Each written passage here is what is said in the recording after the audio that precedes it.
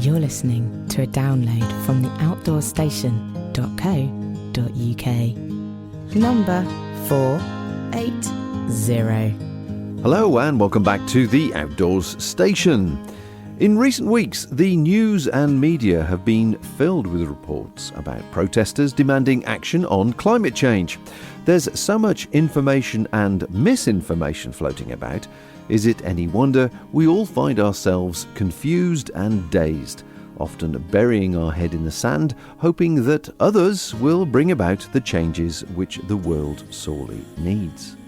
Are you like me, I wonder, head down, pedalling like mad to keep your life going, and only looking up occasionally, seeing some of the looming environmental issues and agreeing that something really needs to be done before then returning to your own personal turmoils? I admit to being very poorly informed as to the bigger global picture. Yes, I comment on the outdoors world around me as I see and experience it, but it really is a small voice in a big pond. And who would listen to me? I know things aren't good, but I'm unsure who to listen to or to speak with, or where to place my voice, what protest to join, and, to be honest, what facts I should believe and trust. Like politicians, I place my hopes and trust in the hands of activists, the people you see protesting and generally being presented as troublemakers by the general media. Now, one such powerful, eloquent and exceedingly well-informed activist is John Gibbons. Based in Dublin, John has been writing and speaking about environmental and climate-related issues for the last decade and more.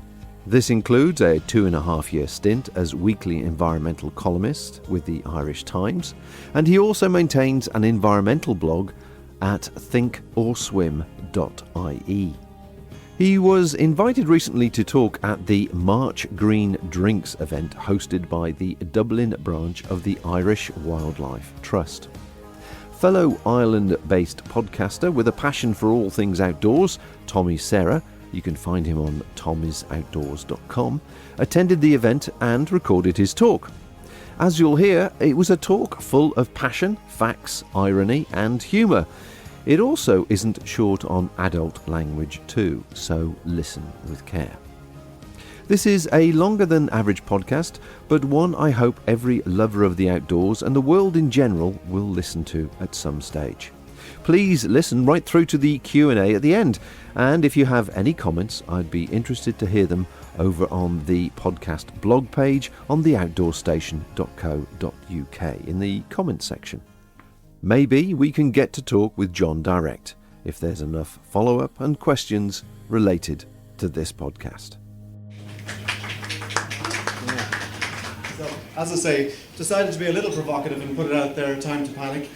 Those of you who know her will be familiar with the phrase which I borrowed from Greta Thunberg, the remarkable 16-year-old who's been kicking ass and taking names on climate change over the last 6 months in a way that seasoned campaigners are looking at her in complete disbelief. She has actually moved the needle in terms of a societal response in a way, as I said, that certainly in my lifetime I haven't seen.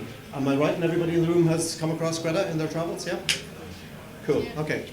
So, anyway, this is me, the up-to-date me and where I work and so on. So, I'm going to start with this interesting from the New York Times just at the very end of 2018, and it's an interesting headline. Why 2018 was the best year in human history. And he's right, it was the best year in human history. It was the year, I guess, in human history in which we, shall we say, achieved our latest peak. Peak population, peak consumption, peak growth, peak expansion. Notwithstanding the odd economic hiccup here and there and the odd recession, basically it is, currently we live in what we call peak humans. So, obviously, the people in this room know differently. We're all aware of this particular graphic which shows us that the economic domain that our previous correspondent is talking about is, of course, a subset of the social domain, which in turn is a subset of the biosphere, the ecological domain. This is pretty obvious, but you'd be amazed how many people haven't yet or ever got their heads around this basic fact. So, I suppose when you come to research things like this, obviously you go to your friend Google and you look it up and see, well, I need to get some information. So as you can see, this is not a major preoccupation, let's say, for most people. So obviously, just so you know what I was actually looking for, this is what I found. And of course, the problem with doing this kind of slideshow is my slides keep going out of date. 2018 is now popped in at number 4. So the only non-21st century year still in the top 10 is 1998, which, as you know, was the most intense El Nino year of the 20th century. So it has been displaced almost completely out of the top 10 hottest. So we know all this. So what does it mean? I think that's probably the more important thing. So this is another headline from the Washington Post that I pulled out about a year ago. And I thought it really stuck in my mind because of the time scales that we're talking about here. And I basically say what we're doing on Earth has no parallel for 66 million years. That's a lot of years. That takes us way outside of the human domain. We've really only been about for about 200,000 years or so in our current manifestation. So we really are the new kids on the ecological block. And yet, our impacts are now stretching way outside of any period in which humans have been involved in history, which is interesting. So, and yet, as this wonderful slide from California from a few months back shows so well, you know, the place may be burning down, but nobody's freaking out. It's business as usual. I think it's a wonderful, wonderful slide that captures that. You know, this thing, as we adjust, we're constantly adjusting to the shifting baseline. So basically, as our ecology goes up in flames around us, well, you know, we don't let that handicap us. We play on through. So, obviously, it's affecting different people in different ways. So, for us in the rich West, we're kind of up to our knees in it a little bit from time to time. Obviously, people in the poorer parts of the world are already up to their necks in the side effects and the consequences of course, not just climate change. Climate change, if you like, think of it as the tip of the ecological arrow. That's the best way I can describe it. Or another way of thinking about climate change is the exhaust fumes out the exhaust pipe of industrialized civilization. The problem with the exhaust fumes from this particular civilization is that we're running it in a closed garage. So the exhaust fumes eventually become the big thing. But anyway, I'll come back to that. So we have to do a science bit, but I promise to keep it very, very brief and highly abridged. So this little chart, which you may have come across in your travels, it shows cumulative heat for the Earth since 1950. Now, the bit you can't read because the bottom of the screen is chopped off is that the rate of energy buildup since 1970 is the equivalent in energy terms of 2.5 Hiroshima bombs per second. Okay? Interesting figure. So you think of the energy release of 2.5 Hiroshimas per second. Now, the interesting thing about this is that all the kind of IPCC panic and stuff that you generally hear about focuses on this teeny weeny little bit here, 3 or 4% of the energy that is actually making its way into the atmosphere. The surprise package is the 93% or so of this excess energy that has been converted into ocean heat is now penetrating down 700 meters, heading for 2,000 meters down. So we're creating an enormous heat sponge. I often think of it as rather like a very stiff bow, and we're pulling more and more heat and piling energy in, which is essentially what we're doing here. So, as I say, that's what you're looking at. Now, as I mentioned, 2.5 Hiroshimas per second since 1970, but since 2000, the fun has really started. That has stepped up, oh, here we go, yeah. That has stepped up to 4 Hiroshimas per second. Things have really taken off. We've really put the boot to the floor, which is a little unfortunate because if you think about this, in about 1988, where you can go back to when Jim Hansen first addressed the US Senate, and basically when we really began to get our heads around climate change as a reality. And 1992 then we had the formation of the Intergovernmental Panel on Climate Change. So really, think about it as a 3-decade period in which the world has decided to get its act together on climate change, okay? We can give ourselves a free pass up until, say, 1990. Yeah. It sounds, what you're describing sounds so serious. Ah, no, it's a laugh. Well, it sounds so serious that it seems like the little we can do in our human efforts to control the environment, you know, if it's such a huge problem, you know. Okay. I just feel what is this we can do, is there? stay tuned. Exciting, cheap, last-minute solutions available shortly, don't worry. Okay, so yeah, I take your point, but as I said, the bit about, time to panic, that was the clue that if you were looking for good news and major cheers, you're probably on the wrong floor of Sweetman's tonight, okay? So, anyway, right, just looking at this global ocean heat anomaly over the period since 1960 to 2015. And this is the period really that we need to worry about. This massive energy accumulation that I've talked about. Now, again, how does this play out? This is where things get interesting. So, now, unfortunately, the bottom of this slide again is truncated, which is a little unfortunate. But anyway, this is the end of the last ice age. So this takes us back approximately, yay, it's magic. Turn it off. No. Oh, that's it. We're done for.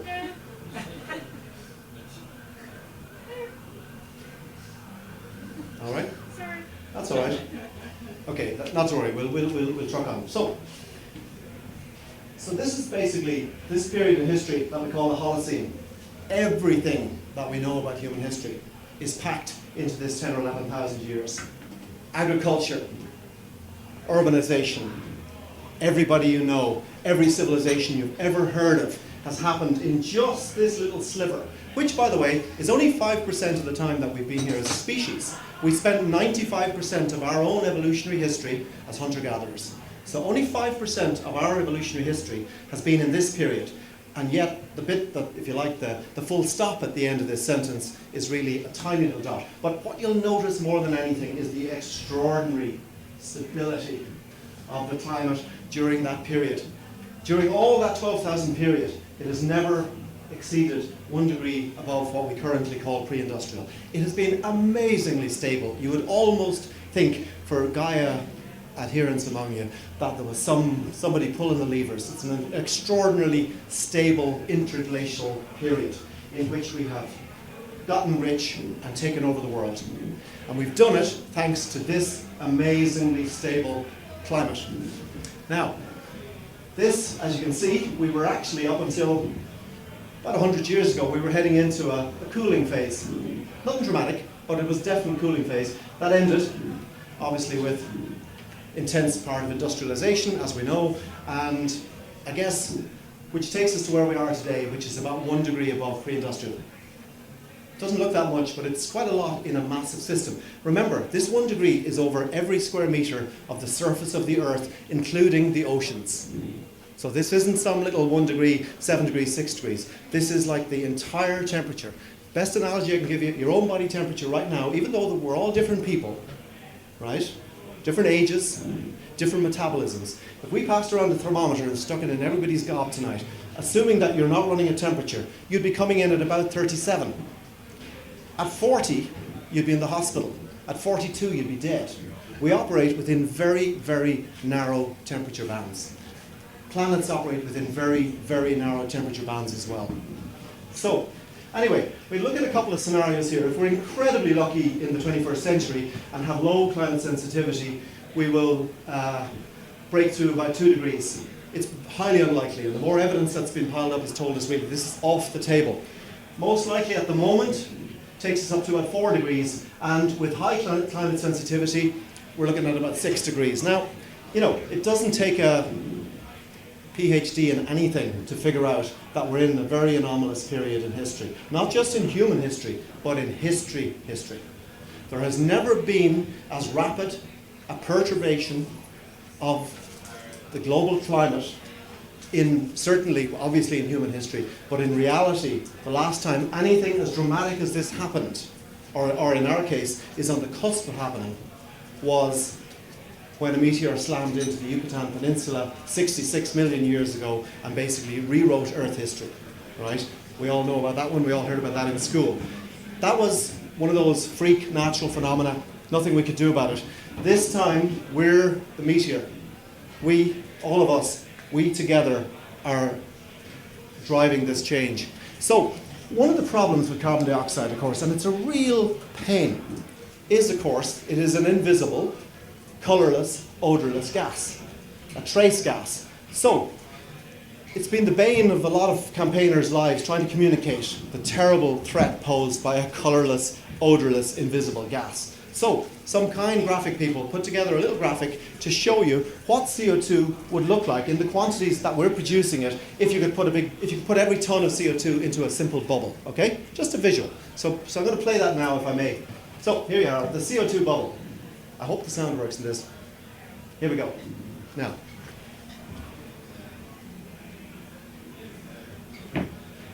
So, this is 2012. Per second we add 1,237 metric tons of CO2, okay? So that's how much you'd add in a second. So they've juxtaposed this against New York. So that would fill the UN building in about a half a second. And the pile you're looking at here is 1 day's global carbon dioxide emissions if you could put each of those tons of carbon dioxide into a bubble, okay? So that's 1 day. 1 day. Every day. And the really critical thing to remember about carbon dioxide is that what goes up, for all intents and purposes, stays up. Typical molecule of carbon dioxide, or 10 typical molecules of carbon dioxide, 5 of them will be still active in the atmosphere in 500 to 1,000 years' time. So in human timescales, this stuff will be heating the Earth long after humans. Now, I want to scale that back, if I might, to what our contribution is. Important, like, you know, I hear so often, well, Ireland, we're small, we, you know, don't be at us, make the Chinese do stuff. So, the EPA here did a little graphic using the same data set that you've just looked at, and they sort of basically said, well, what does Ireland produce in CO2 and CO2 equivalent in a day? So we produce 160,000 tons, okay? Now, so we add that, just tiny little Ireland, per day, right? So, here it is juxtaposed against the Poolbag Towers, which is kind of nice because I think it covers the incinerator. So it's some kind of poetic justice about that. Okay, so I'm going to now look briefly at what I call a tale of two heat waves. The first one was 1976. I just about remember this one. And as you can see, Ireland and Britain roasting. Absolutely huge heat wave. Okay, so have a good look around the screen. Down the bottom here, you can just about make out the temperature anomaly on the extreme right is 5 degrees. Now, for some weird reason, that when they were updating the data set, they changed the bottom axis, but they've actually increased it to 6 degrees, so nobody's cheating, okay? So have a look at the equivalent heat wave from 1976 to 2018. Now, that dark colour is 6 degrees above, okay? So, this is a planet running at temperature. And what's really scary about this temperature is where it's accumulating, at the poles. This is a really, really bad place to be concentrating massive amounts of heating. Water has an unfortunate habit when it hits 0 degrees and above. Ice, I should say, has an unfortunate habit of stopping being ice. We have a huge cryosphere. If we want to maintain the conditions for life on Earth that we have enjoyed and that have worked for us, we need to keep a lot of frozen ice on Earth. These two, South Pole and North Pole, they effectively are the air conditioning units for the Earth. It's unimaginable that we could switch those off, and yet we're working on it. So that's important to consider as well, because every time we're approached with these things, we're told, yeah, but this has happened in the past. Yes, it has. And I'm going to go backwards so we can have a look again. Yes, heat waves have happened in the past. It's the intensity and the global nature that has changed so dramatically in the last 30 years. And this again, well, that's about 40 years, from 76 to June 18. But that's just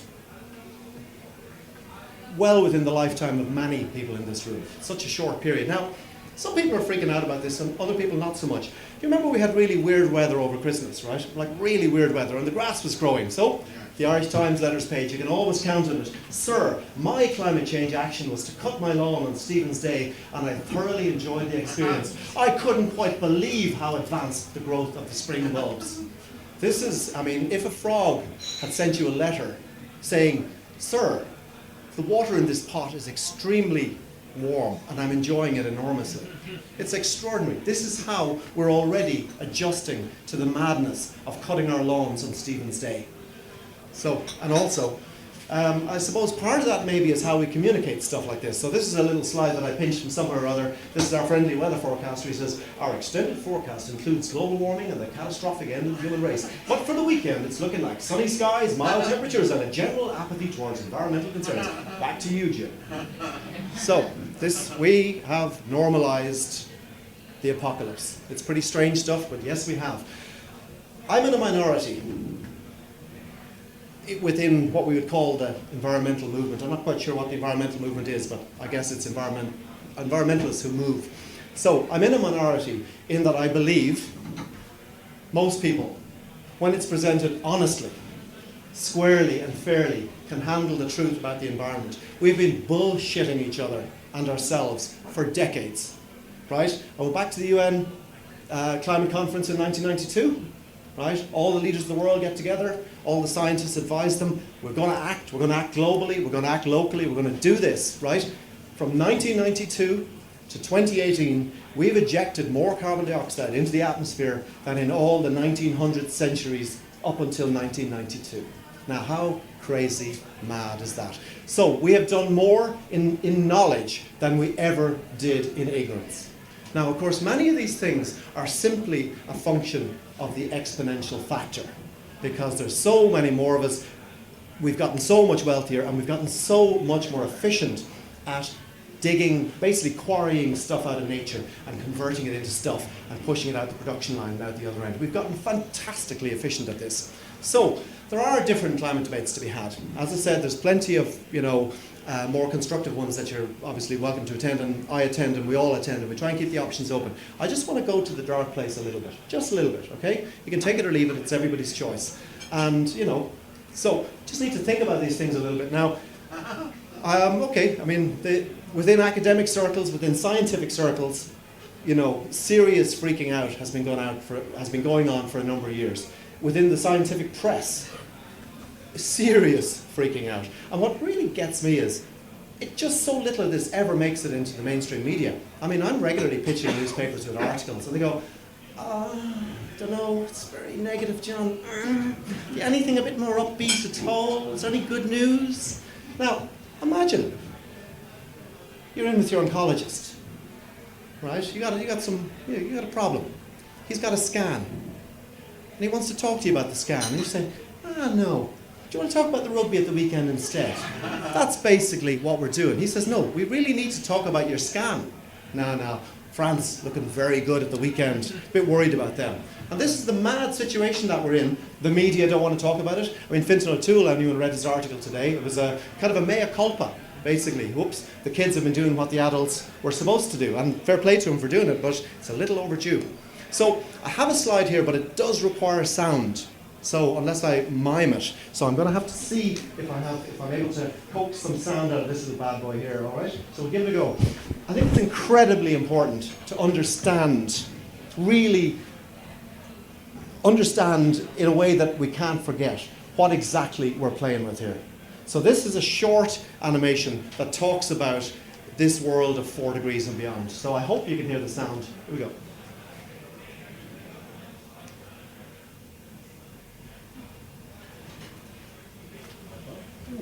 Here we go. A vastly different planet. Ice has vanished from both poles, rainforests have turned to desert, and rising seas reach deep into continents. Populations move to the newly thawed regions in Canada and Siberia, but even here, summers may be too hot to grow crops anywhere but the coasts. There's nothing to buy, and producers have nothing to sell. Migrants force their way into the few habitable places left on Earth. Racial conflicts and civil wars are the inevitable outcome. When temperatures were last at this level 55 million years ago, alligators lived in the Arctic, Spain was a desert, and mangroves grew in England. All of this followed a sudden burst in global warming. It may have been caused by methane hydrate, which forms under the sea and can escape with explosive force when oceans warm up. Methane is a greenhouse gas 20 times more potent than CO2. A huge eruption would make the chances of us avoiding the 5-degree rise extremely remote. To see what the world could look like at 6 degrees, we have to go back 251 million years. 95% of living species were wiped out. At sea, everything suffocated, and the only winners on land were fungi and the pig-like Lystrosaurus. Sea levels rose 20 metres, and the warmer water released pent-up methane from the seabed, with the gas shooting hundreds of metres into the atmosphere. Perhaps worse than its effect on global warming, methane is flammable. The smallest spark or lightning storm will ignite it, sending fireballs tearing across the sky. Scientists say such explosions, much greater than a nuclear bomb, could destroy life on Earth almost entirely. Hydrogen sulfide thrives in the stagnant oceans. It's devastating for marine life, and in the atmosphere it poisons trees, animals, and humans. Finally, along with massive amounts of sulfur dioxide produced in such a world, it cripples the ozone layer, exposing what life remains to fatal levels of UV radiation. The forests are burning, the rivers are drying up, continents carved up by toxic oceans, and corpses pile up in cities across the planet. The 6-degree world is a bleak one.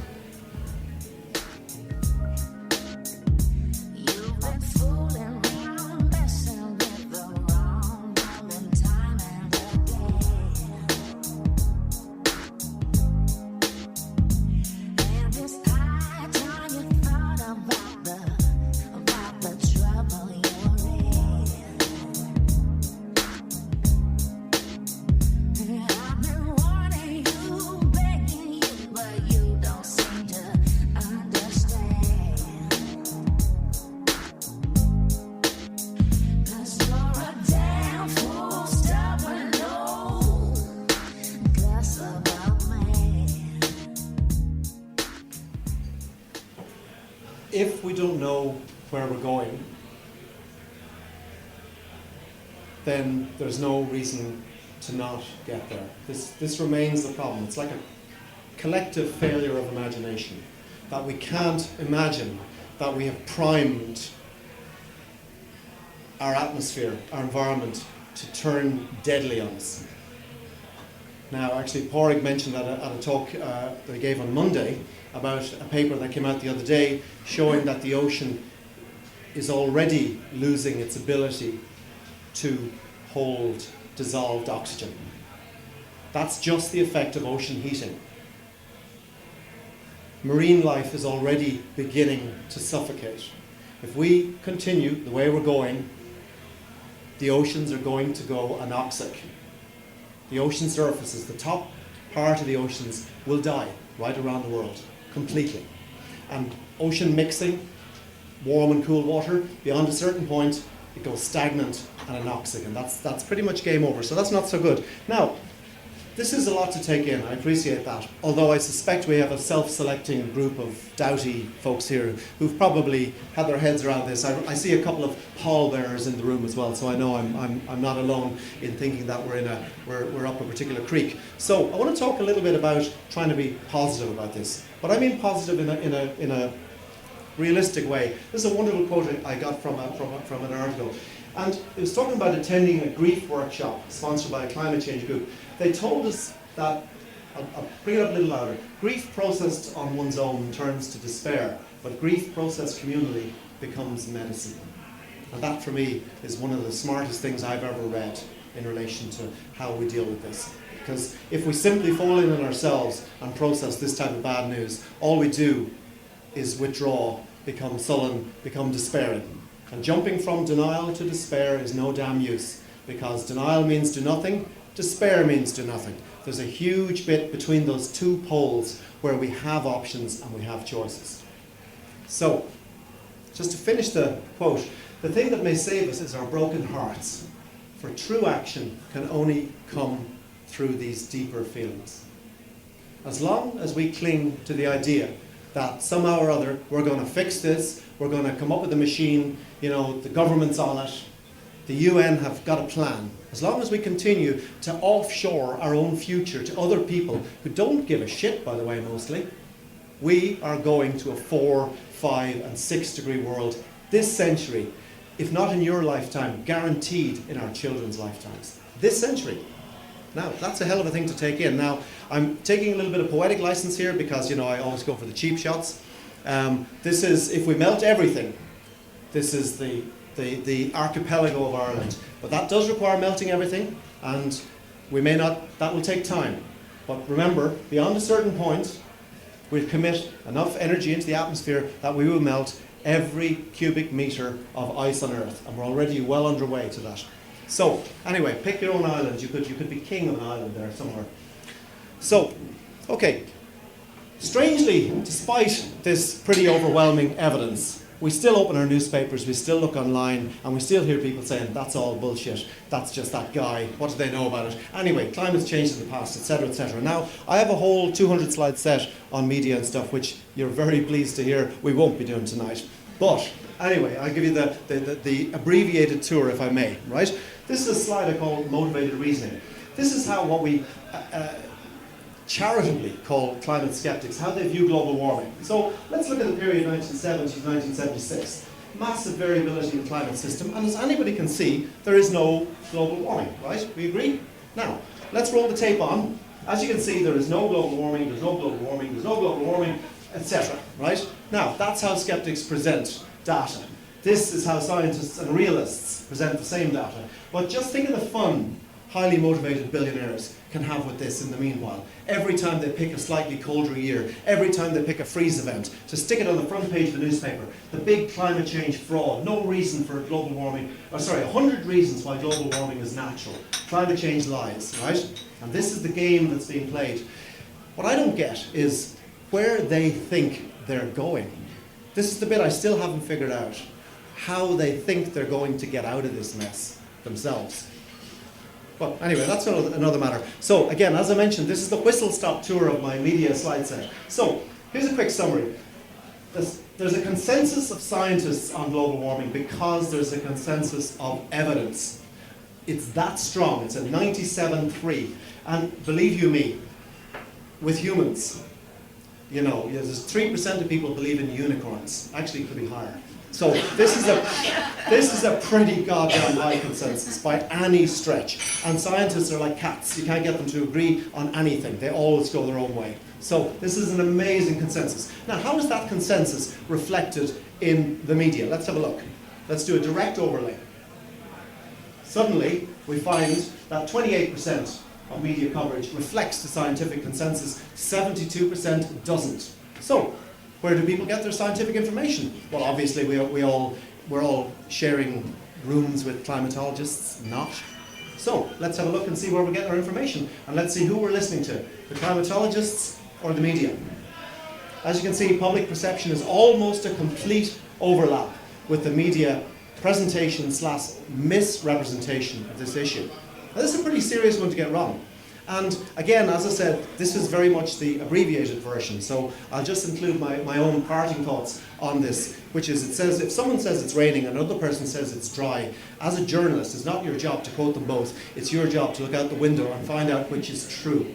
That's a really important point, because we get so much he said, she said reporting, and up to and including very recently, where we're still reporting the obscure viewpoints that simply have no position in a serious discussion. So I'm going to get through the energy part of this really, really fast. This slide is from 1820 to the present day. And what you'll notice, and it's not a surprise, is the massive accumulation of energy. First of all, the early part of the Industrial Revolution was driven by biofuels. Then we started digging up coal really, really fast. Then we discovered the joys of oil, here in green. And we added in chuckloads of natural gas, a little bit of hydro, a little bit of nuclear. I couldn't even fit renewables on this slide. It's such a narrow little thing. But what you notice most of all is the exponential function, okay? And this, it's all that released energy. We're injecting carbon from eons ago, from other carbon cycles, and we're ejecting it suddenly. It's like as if we've taken 50 million years of carbon and just pushed it into 50 years. It's really, there's simply no analogue, not just in human history, there's no analogue in Earth history for this. Like for this level of release. So, it's not all good. It'd be better if it worked. Come on.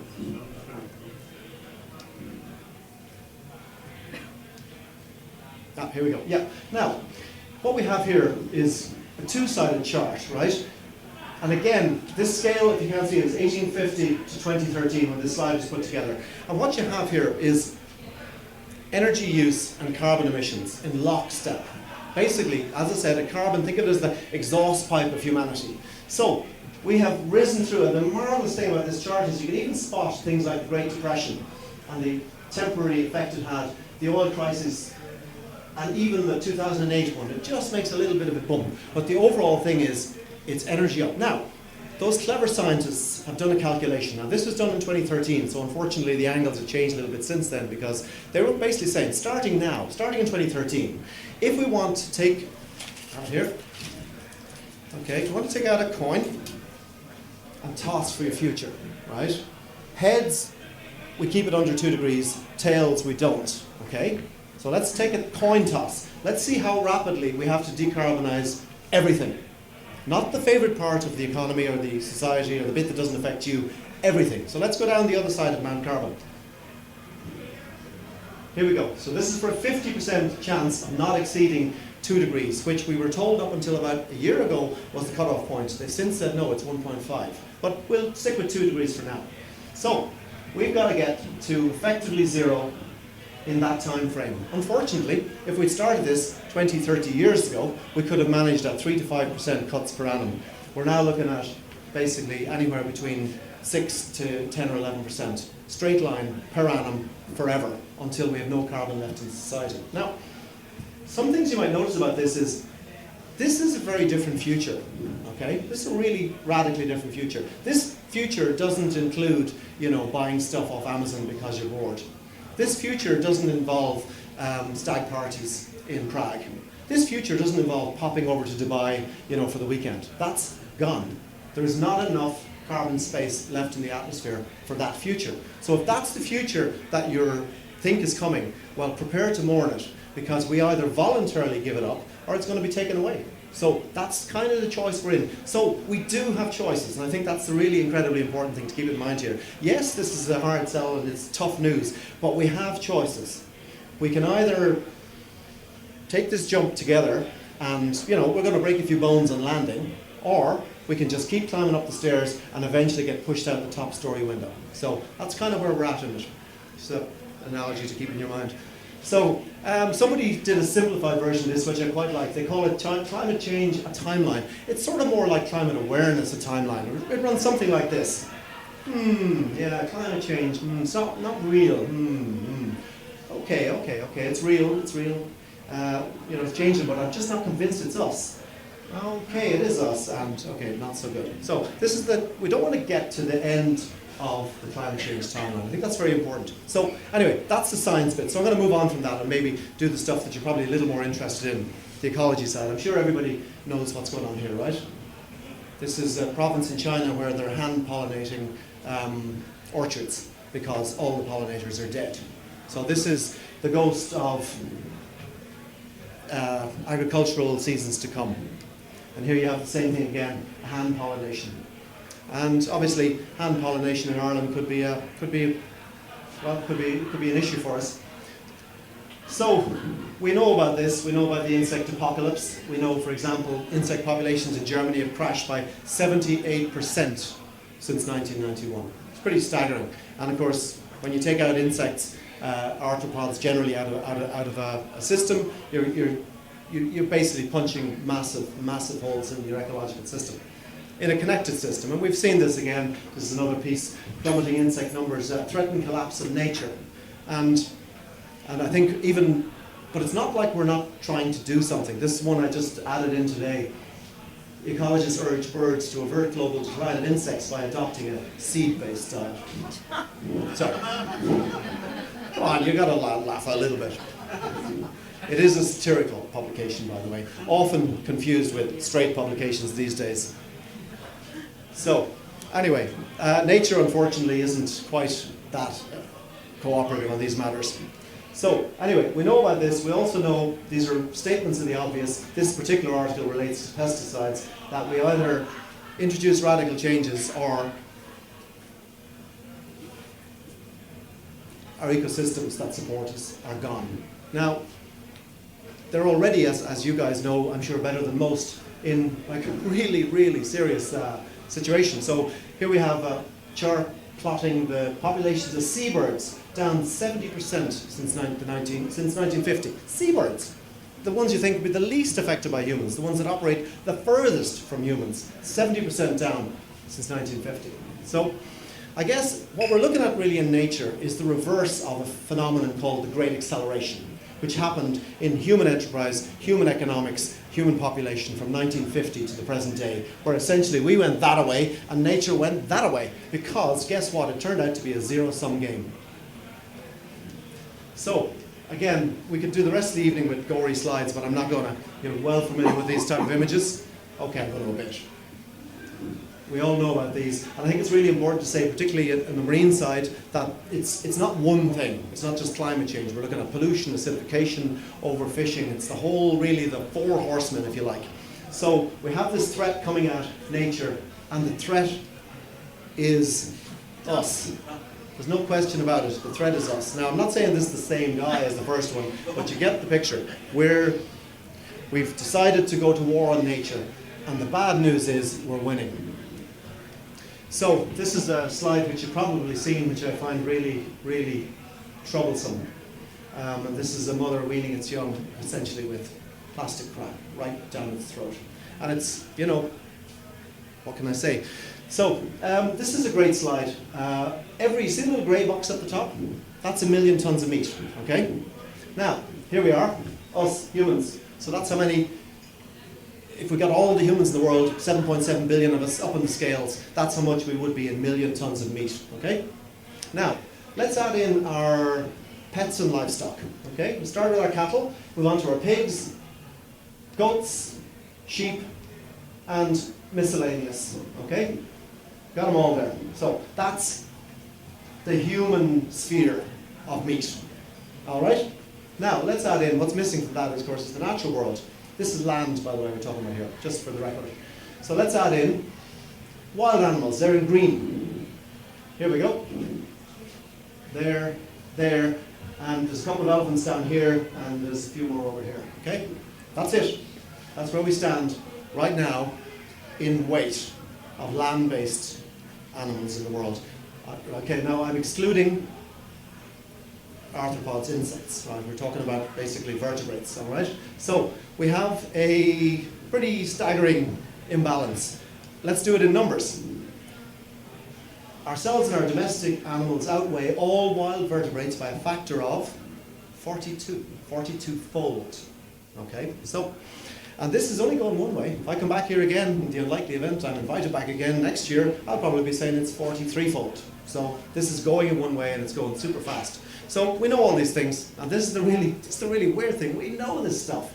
This is an article from my files, which was a few years back, and it said Earth has lost half its wildlife in the past 40 years, according to the Wrestling Federation, or the Wildlife Fund. So I thought, wow, that's so I kept that one on file. But of course, you got to keep updating your slide set. So you come back again. So you go from 52% to a 67% estimate by next year. Okay. So this is the unfortunately named Living Planet Index. 67% of wild animals in the world lost by 2020. This, by the way, is from a baseline of 1970. The natural world had already had the shit hammered out of it by 1970. It wasn't like we were starting in the Garden of Eden. So this is already starting from a diminished baseline in 1970. So these figures are a great understatement of actual human impacts. You'd need to go back way hundreds of years to actually get a natural Garden of Eden. So I did mention earlier, and I want to come back to it, about 2018 being the best year in human history. And once again, the world's population was living longer and living better than ever before. And they're right, we were. But as I said, some people call it the paradox of progress.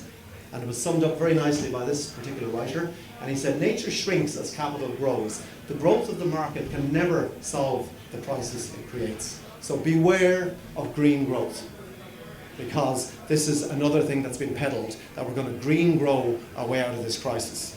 And we're going to because green growth needs stuff. Growth needs stuff. What we need is stall the digger, literally, stall the digger, back up, and leave the earth alone to heal and recover, because that's the only realistic chance that we have of getting out of this century alive. So, just a couple of thoughts, if you like. This is Will Steffen from Stockholm. He said, "It's difficult to overestimate the scale and speed of change. In a single lifetime, humanity has become a planetary scale geological force." I mean, you know, sometimes we say, well, we're just little, but we're not. We're a planetary scale geological force. But it's not all down. This is a copy of Newsweek that I found. It said 100 places to explore before they disappear, and there's a climate change special. Now, you gotta admire the left brain, right brain that comes up with stuff like that, you know. So, oops, I think we got the same slide in again, but we'll skip on over that. It was so good, I wanted to go through this one with you again. Okay, so, where does this leave us all? This is a climate scientist online, and he said, in a high carbon world, old people get the cushy retirements, and you, as in the young, you get the catastrophes, tragic losses, and poverty. Truth, youngsters, kids, if you aren't radicalized yet, you don't understand your own self-interest. And we're seeing, by the way, an incredible schism between people our age and young people on this issue. And young people are waking up and smelling the bullshit and realizing that our generation have shafted them royally. And I think we're going to see really serious consequences from this, like serious destabilization of relationships coming down. And by the way, good. We deserve it. So, job interviewer, where do you see yourself in 10 years? Well, we're on track for 4-degree warming. What are you talking about? So, this again is a teacher. Children, where do you want to be when you grow up? Or what do you want to be when you grow up? Alive? So, as you can see, I'm now segueing into my Greta part of the session. So, she was 15 at the time when she started her protest. There it is, Saturday the 1st of September, and she's become a global phenomenon. And I like her frankness. I think her frankness is refreshing. Very refreshing. Why am I doing it? I'm doing it because you adults are shitting on my future. I mean, you gotta love it. Just minimum amount of words, maximum amount of impact, okay? And she puts it again, we're heading full speed for a catastrophe. And in this situation, the only reasonable thing is to be unreasonable. Now, actually, better than me talking, I'll let Greta take it from here. This is a very...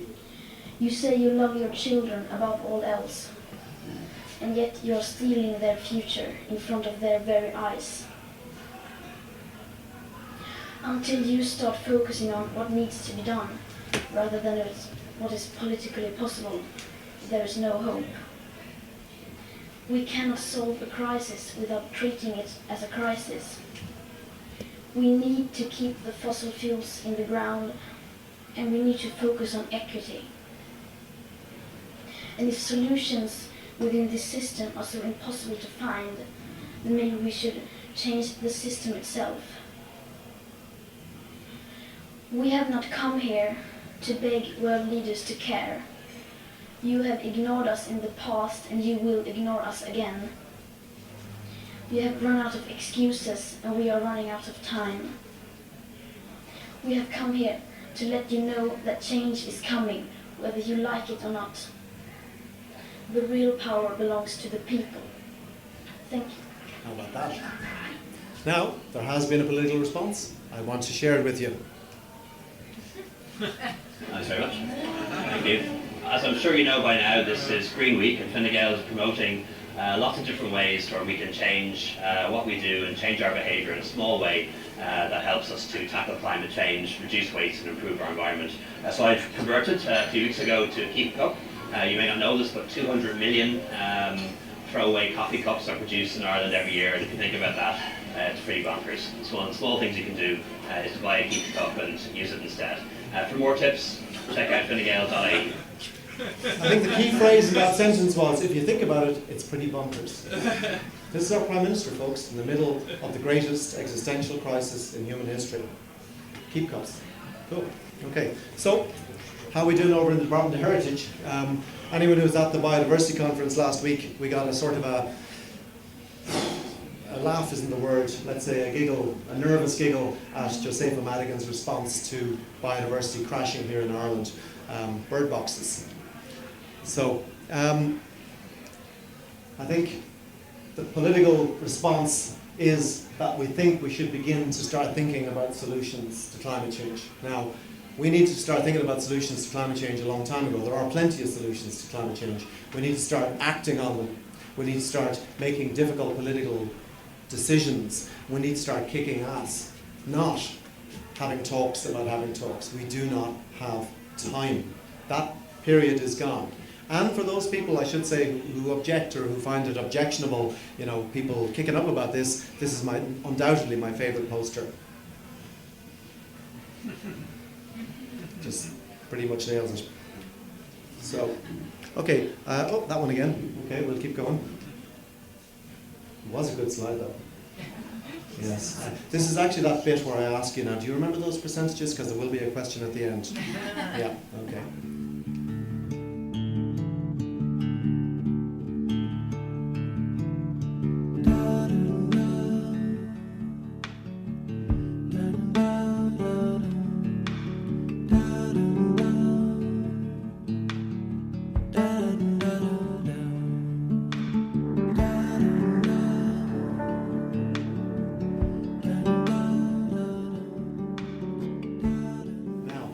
I don't know, how are we doing time-wise, by the way? Because I wanted, this is about 3 or 4 minutes, right? It's a little bit of a head wrecker, but if we're out of time, I'm happy to skip over it. So, what do you think? You sure? Okay.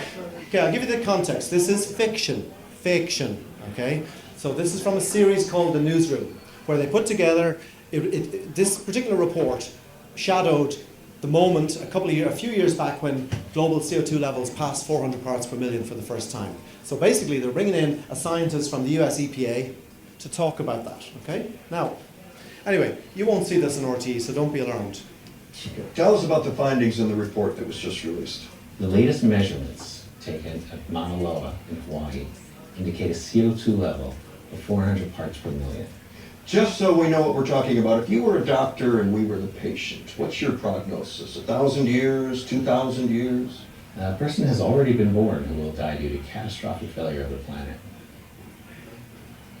What did he just say? Okay, can you expand on that? Sure. The last time there was this much CO2 in the air, the oceans were 80 feet higher than they are now. 2 things you should know. Half the world's population lives within 120 miles of an ocean. And the other? Humans can't breathe underwater. You're saying the situation's dire. Not exactly. Your house is burning to the ground, the situation's dire. Your house has already burned to the ground. The situation's over.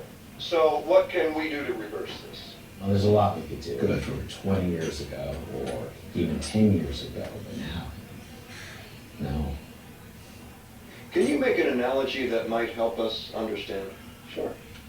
It's as if you're sitting in your car, in your garage, with the engine running and the door closed, and you've slipped into unconsciousness, and that's it. What if someone comes and opens the door? You're already dead. What if the person got there in time? You'd be safe. Okay. So now what's the CO2 equivalent of the getting there on time? Shutting off the car 20 years ago. You sound like you're saying it's hopeless. Yeah. Is that the administration's position or yours? There isn't a position on this any more than there's a position on the temperature at which water boils. The administration, your administration. And don't forget, I need you to supports wind and stretch solar, 40. clean coal, nuclear power, raising fuel economy standards, and building a more efficient electrical grid. Yes. And? That would have been great. Let's see if we can't find a better spin. People are starting their weekends. The report says we can release 565 more gigatons of CO2 without the effects being It calamitous. says we can only release 565 gigatons. So what if we only release 564? Well, then we would have a reasonable shot at some form of dystopian post-apocalyptic life. But the carbon dioxide in the oil that we've already released is 2,795 gigatons. So, What would all this look like? well, mass migrations, food and water shortages, spread of deadly disease, endless wildfires, way too many to keep under control, storms that have the power to level cities, blacken out the sky, and create permanent darkness. Are you going to get in trouble for saying this publicly? Who cares? Mr. Westbrook. We want to inform people, but we don't want to alarm them. Can you give us a reason to be optimistic? Well, that's the thing, Will. Americans are optimistic by nature. And if we face this problem head on, if we listen to our best scientists and act decisively and passionately, I still don't see any way we can survive. Okay, Richard Westbrook, Administrator of the EPA. Thank you for joining us. Thanks for having me. This is Newsnight. We'll be back right after this. I had to find somebody to make me look like the optimist in the room. So, anyway, look, it is only fiction. I think he's over-egged the existential cake a little bit there, the pudding. There is more space than he suggests, and there are more choices. So that wasn't intended to be a throw yourself out the window type of clip. It was more good fun, light-hearted. So, apologies. Anyway, I'm going to wrap up with just one of my favourite authors. It's a guy called Professor Clive Hamilton. He's an ethicist who's written a splendid book called Requiem for a Species. And he describes it like this. He says, awakening to the prospect of climate disruption compels us to abandon most of the comfortable beliefs that have sustained our sense of the world as a stable place. And when you recognise that your dreams of the future are built on sand, the natural human response is to despair. But in the current circumstances, clinging to hopefulness is just another form of denial. We must allow ourselves to enter a phase of desolation and hopelessness. In short, to grieve for the loss of the future that we thought we were going to have. So, I will finish this with the 3 stages of grief. Despair, accept, and the most important one, act. As illustrated. We have had your test results. May I be blunt with you? No. Right. Well, everything is fine. You're not gonna die. Oh, that's brilliant. Thank you. Right, bye. Okay. Now, I'm definitely done, except for this one last little clip where I segue together this incredible Canadian rap artist whose mother is a climatologist. Can you believe it? And he's written a song called IPCC. Now, it's a rap song. Who thought there was a rap song about the IPCC? So what I did was I kind of attached it to a video of a different video and put the two together. Will I play it or will we finish up? Are you sure? That all right? Okay. It's a bit of fun and you can all sing along when you get to the chorus. And I put the words of the chorus up on screen. I'm a sick puppy, I know.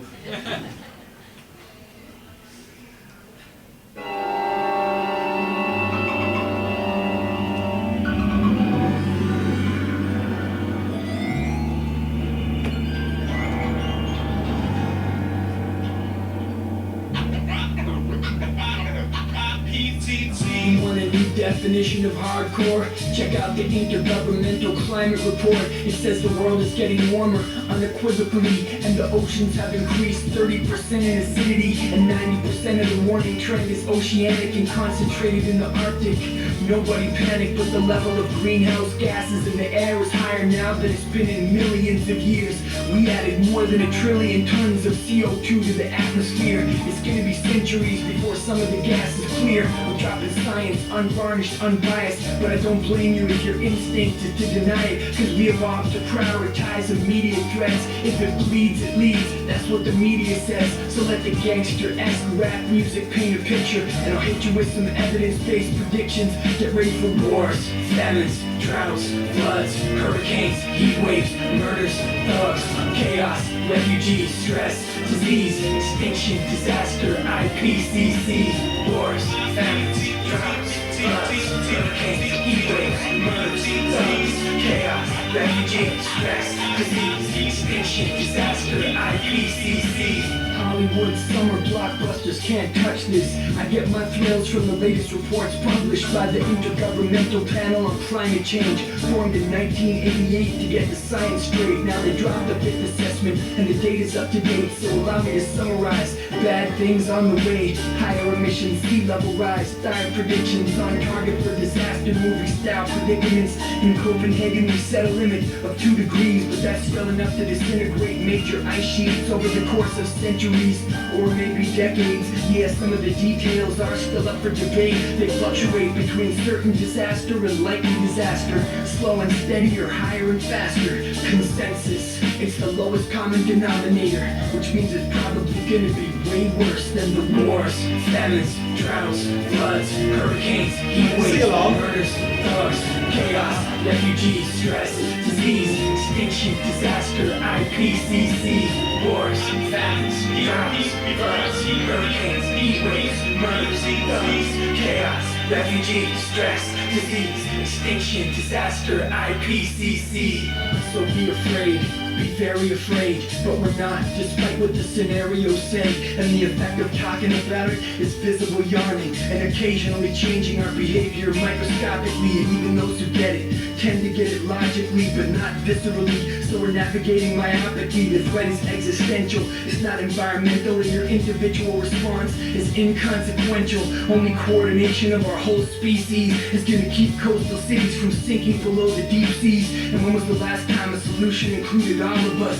Geophysics is at the mercy of geopolitics. Climate change communicators, keep it positive. People need to feel like they still have options, and we do have options. Either we find a solution or we stick with the business as usual level pollution and get used to the wars, famines, droughts, floods, hurricanes, heat waves, murders, thugs, chaos, refugees, stress, disease, extinction, disaster, IPCC, wars, famines, droughts, floods, hurricanes, heat waves, murders, thugs, chaos, refugees, stress, disease, extinction, disaster, IPCC.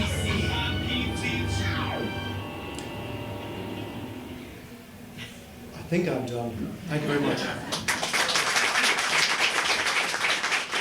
Obviously, wide open for questions. Today, the motor trade throughout the world is electrifying all motor cars. Yep. Would that not be a very positive thing when you work? Sure. It's remember green growth? Yeah, that's EVs. Sure. That's a positive thing that's happening. Yeah, green growth. Very positive. It's just growth that's coloured green. But our problem is our growth is destroying the natural world and basically taking the natural world down with it. So that's, cleaning up it is better to do things less dirty. Yes. But if we decide to replace, in Ireland, say 2 million liquid fuel vehicles with 2 million EVs, we have solved nothing. I mean, here we are spending 650 million putting a bypass around Galway. What's that solve? Imagine what 650 million, that's real money. We've committed 10 million to infrastructure to support EVs. 10 million, 650 for one bypass around one city. Sorry. I talked to a TD last week. Great. I'm harassing my local TDs. Oh, good. And he just said to me, look what happened in France. France. I mean, I couldn't answer him. Questions because they don't have mics. Oh, sorry. Yeah. Have we got a mic that we can ask? Would you want me to repeat the question? Yeah. Of course. Yeah. Sorry. Ask the question again, please. Yeah. So your TD, this gentleman's TD said that when he brought up climate change, the TD said, "Ha, France." In other words, the Gilets jaunes. If you do anything about climate change, all of a sudden we've got a new reason to do nothing about climate change. Some people in yellow vests might get pissed off about it. I couldn't answer him. Yeah. But it's France's special case. I mean, they strike for them. Absolutely, that's one thing. And secondly, that is the lousiest excuse I've ever heard. I mean, I know it's not your excuse, but from the TD's point of view, because again, all he's looking for is excuses to do nothing. And France is the latest excuse. I mean, I think Macron, it was imposing austerity on the poor in the form of carbon taxes, while he also was imposing or applying tax cuts on the rich. And guess what? As the woman to my right here said, French people tend to get on the street a lot about a lot of things. So, I think I would tell them that, yeah. I totally get your point about why newspapers run by rich billionaires don't want to tell the truth about climate change. But why do you think state-run broadcasters like RT or BBC aren't telling the truth? I think it's institution. Sorry, will I repeat that? Yeah. Sorry. The question was, we can understand why evil billionaires stroking cats want to destroy the world, but why do we have national broadcasters like RT and BBC? Why are they also seemingly incapable of responding to this? I think we have a kind of systemic inertia. We're like rabbits gazing at the headlights. You know, I mean, for example, RTE in 2011, Paul Cunningham, the then environment correspondent, left. 5 years, a national broadcaster, 360 million euros a year, €1/3 billion turnover.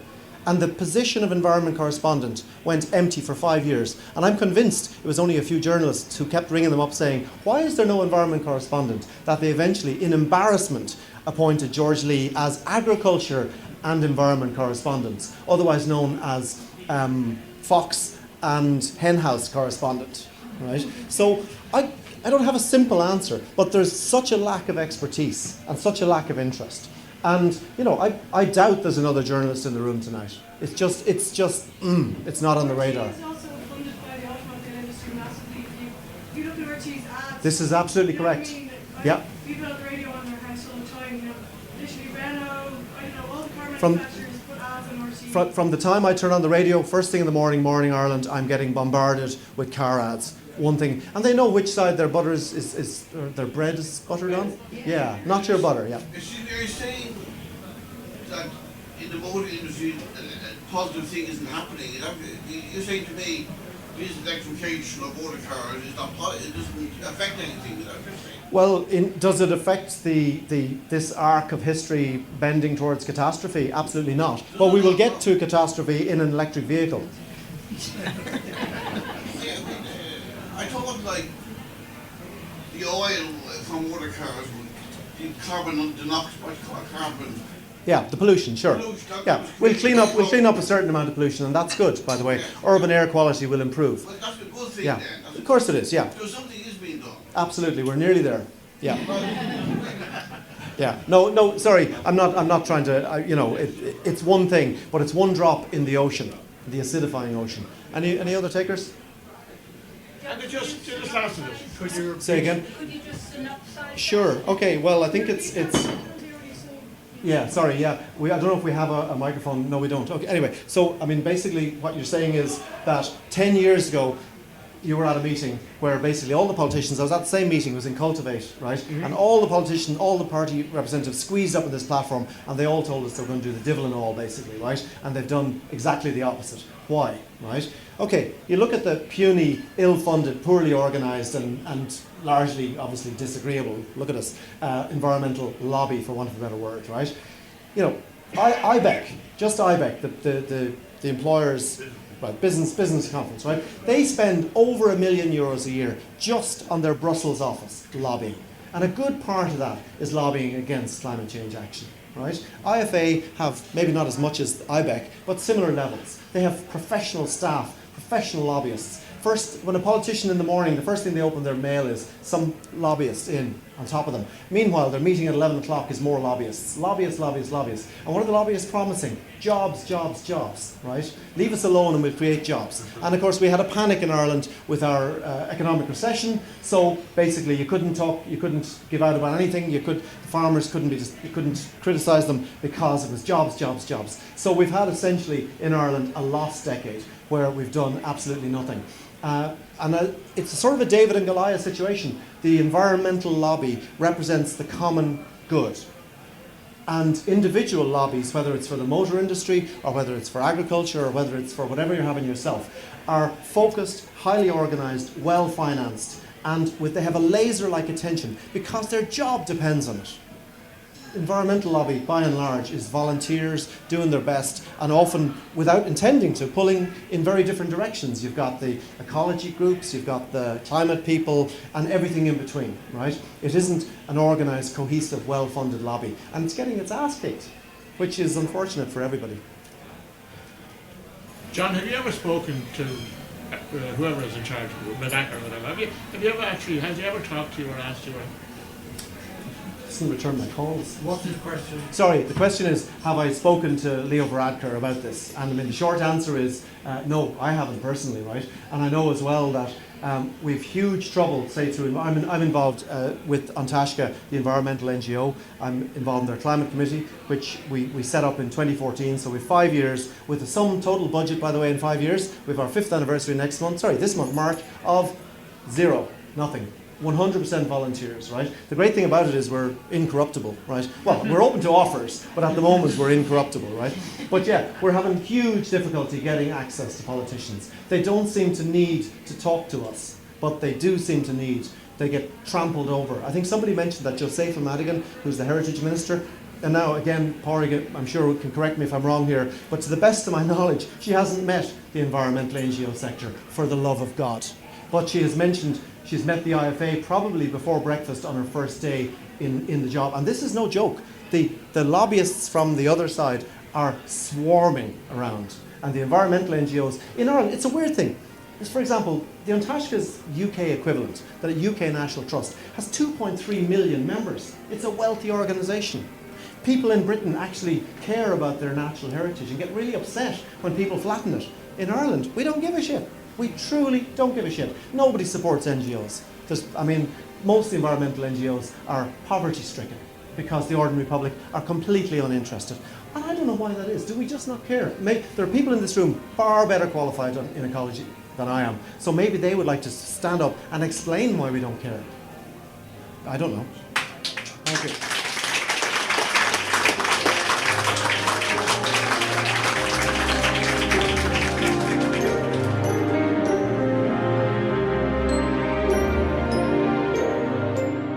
Thanks for listening to this podcast. And my special thanks go to John Gibbons and Tommy Serra for allowing me to use this recording. Please listen to it again and consider where we are and what direction we are all going in. The future of our grandchildren is at stake. And no matter who you listen to, they are all telling us we do need to act now to make changes. Until next time, folks. Bye for now. Thank you for listening to this podcast. To hear or see more from our extensive free library, please visit theoutdoorstation.co.uk.